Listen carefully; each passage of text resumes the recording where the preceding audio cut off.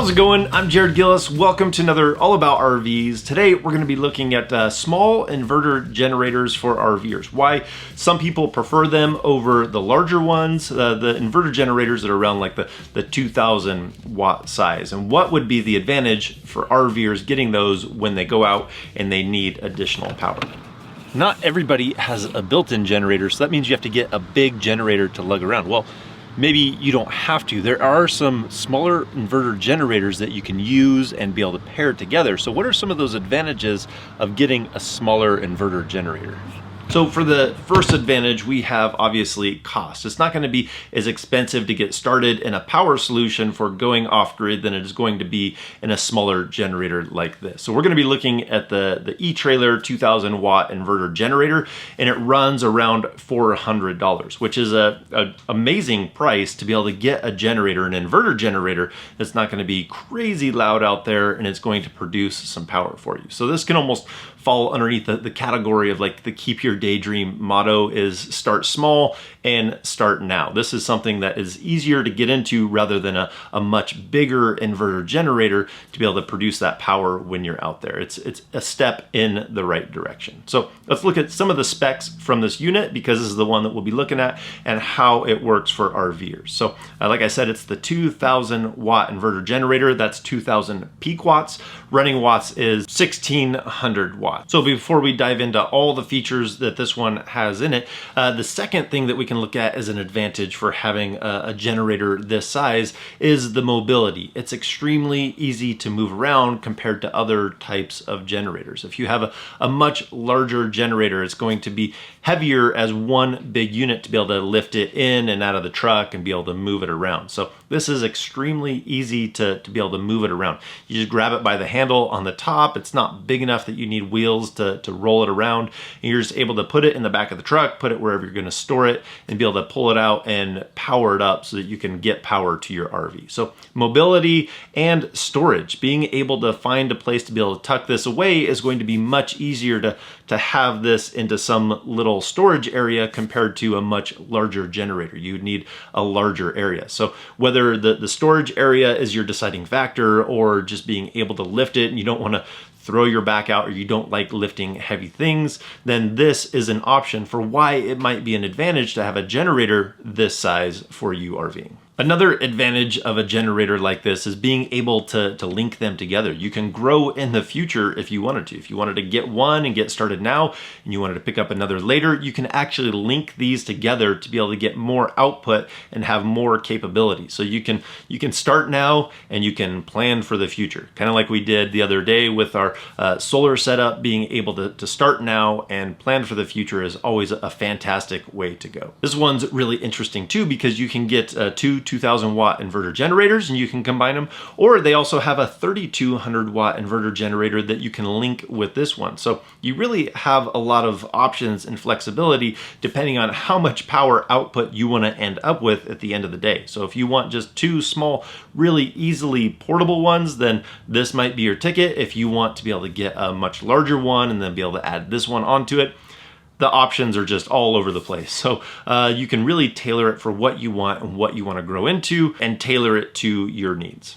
So let's take a look at what we can expect to get out of a generator like this and what would be the strategy of how we would use them. So if I was just looking at one generator to start off with, it's going to be a fantastic way to be able to charge up the batteries if we need to. If you haven't made the switch to solar, or maybe it was a cloudy day and you're using that as your backup, it's something small, something easy to bring along to be able to get those batteries back up and charged, then this is a fantastic option for that. And then you also have the ability to be able to run a few other things. This would be an excellent solution for a setup like us. We have the Victron inverter, we have Battle-Born batteries, and if we need something as a backup to be able to charge up those batteries, this is nice and small and light and able to do that. Our system is already capable, and this just gives us the flexibility to be able to power that up and be able to charge up those batteries if we find ourselves in a situation where we need an outside source of power to be able to get that power to our batteries. Just as a side note, we did try and start our large AC unit on the small generator. Ours is the 15,500 BTU unit. It pulls 1,700 watts when it's running, so it's already on paper just oversized for a generator like this. But with the Micro Air Easy Start in it, we installed that on the AC unit. This generator was actually able to start it, it just couldn't sustain it. So it got it up and running, and then our inverter, our Victron inverter, kicked in and kind of took over the load because it's a much larger system that could handle sustaining that. So if I wanted to run my AC, that's when I would move to 2 units, being able to link them together and get the output of the 2 generators to supply that for the rest of the RV. So the performance I saw from that, I was able to run the AC, and I was able to be putting in 1,000 watts into our batteries. So our batteries were depleted. We needed to charge them up quickly, so we were able to put in 1,000 watts into that. We had 1,700 watts running the AC unit, and the 2 linked together had no problem doing that. So being able to have that larger output was a benefit for charging up the batteries and running something larger like the AC unit. I wasn't able to test it on a 1,300 BTU AC, but it looks like the specs would be really close. You're kind of maxing out 1 generator to be able to run the AC like that. But if you were to do that, you would definitely have to have an easy start to be able to have this generator started up. So you can see that having 2 of these generators that you can link together and basically have a 3,000 watt inverter generator gives you a lot of flexibility on what you can run inside of the RV. It gives you a lot of options. And it's still competitive as far as price is too. Each of these cost $400, and it had the wire to be able to connect them together. To give you an $800 3,000 watt inverter generator is still very competitive for what's out there in the market. So it gives you can start with 1 now, you can grow in the future, so you're not stuck at just getting 1 small generator. Now, looking at these inverter generators, you always want to know a few other things. So we already kind of looked at what it can run and what would the strategy be there. How does it do on fuel? So each of these takes just under a gallon of fuel, and it says that it can run for 9 hours at a quarter load. So at a quarter of the load, it can run for 9 hours. I saw 6 hours. I didn't do just like a continuous load all the way through. That's not usually how you use a generator like this.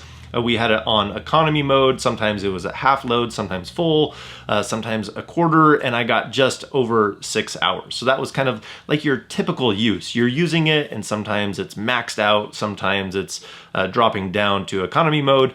So that gives you an indication of how long you could expect to have it run out there. I would expect around 5 to 6 hours running on a tank of fuel. The next thing you want to usually know about are the features. What kind of features does it have packed into this? Now, because you're looking for something small and light, it's not going to be a push button because you're not going to have a battery attached to this. But it does have an economy mode, so that way if you're not drawing a lot of power, it's able to idle down, it's going to be a little bit more quiet, and it's not going to go through as much fuel. So with this being a Furman generator sold by eTrailer, we could actually compare those side by side. It's got the same engine in both of them, but I actually like the eTrailer one just a little bit better because of the side panel.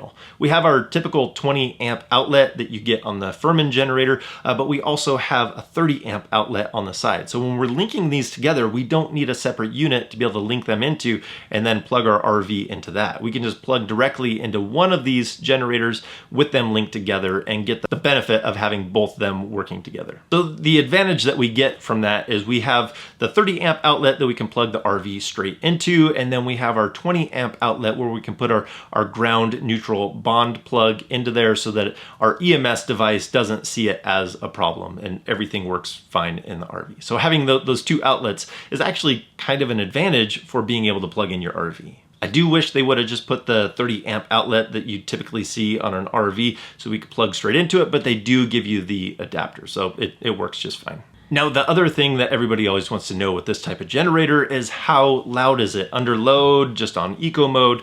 So we're gonna look at the dB levels of it compared to other generators. Took the Champion dual fuel generator out there to compare them side by side. Okay, so now I'm setting up to see if we can get somewhat of a base number. So we've measured from here where we're gonna be testing the sound, the decibel level, and then we have the generator over there. We're gonna do it on eco mode and then under a load, and then we're gonna put them in parallel, and then we're gonna to test the Champion generator to give us somewhat of a comparison out there. So let's get going on the test.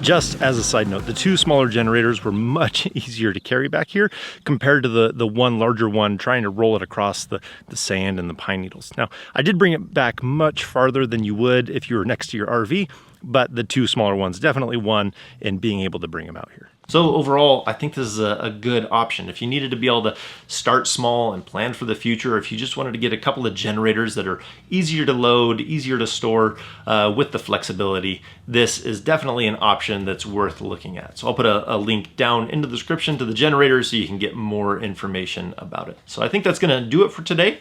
So if you like this video, give it a thumbs up. If you wanna see more videos about RVing, that subscribe button. And if we don't see you on the road, hopefully we will see you next video.